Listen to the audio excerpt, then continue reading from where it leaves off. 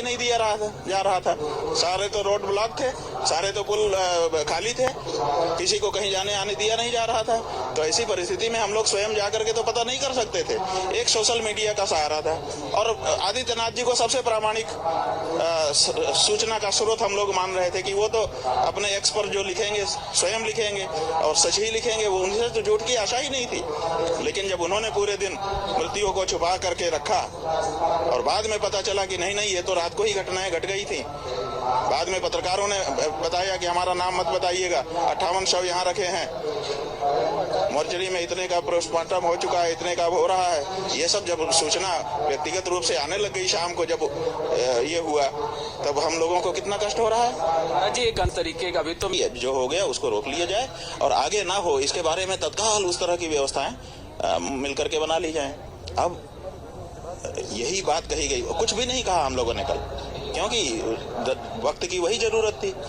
तो अब जो की घटना हो चुकी है, तो सबसे पहले अब ये है कि अगर ये मुख्यमंत्री रहेंगे महोदय तो फिर घटना होगी और घटना को छिपाएंगे, ये लीबापोती करेंगे और आप लोगों को साथ लेंगे, आप लोग सद जाओगे, आप लोग भी उस तरह से नहीं बता पाओगे। क्यों जी? हम लोग तो कल सुबह 4 बजे से लगा दैनिक जागरण अखबार हमने पढ़ा, एक पृष्ठ केवल पढ़ पाए।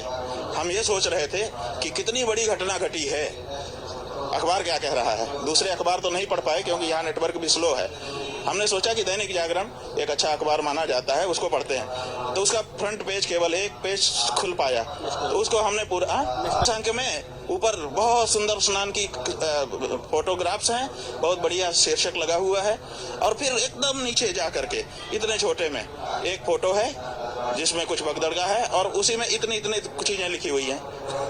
आप बताइए, ये अगर प्रेस नहीं मिला हुआ है, ये हो सकता है? इतने सारे लोगों की मृत्यु यहाँ पर हो चुकी है और प्रेस जो है ऊपर दिखा रहा है कि बहुत सुंदर स्नान हो रहा है, बहुत बढ़िया, इतना बड़े बड़े फोटो छाप रहा है। आंकड़ों में हेराफेरी की गई है। नहीं, आंकड़ों की बात तो अभी है ही नहीं है।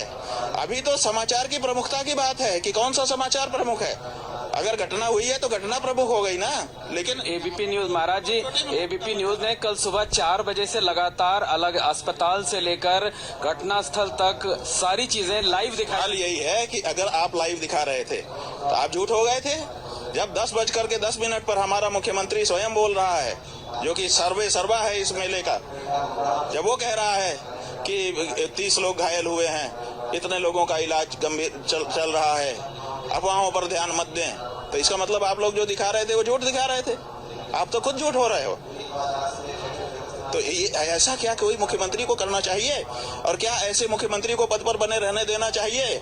हमारी राजनीति का कोई हमारा प्रश्न नहीं है, लेकिन नैतिकता का प्रश्न है, संवेदनाओं का प्रश्न है, भावनाओं का प्रश्न है, आध्यात्मिकता का प्रश्न है, धार्मिकता का प्रश्न है। और ये सारे प्रश्न चिल्ला करके कह रहे हैं कि ये व्यक्ति उस जगह के अयोग्य है।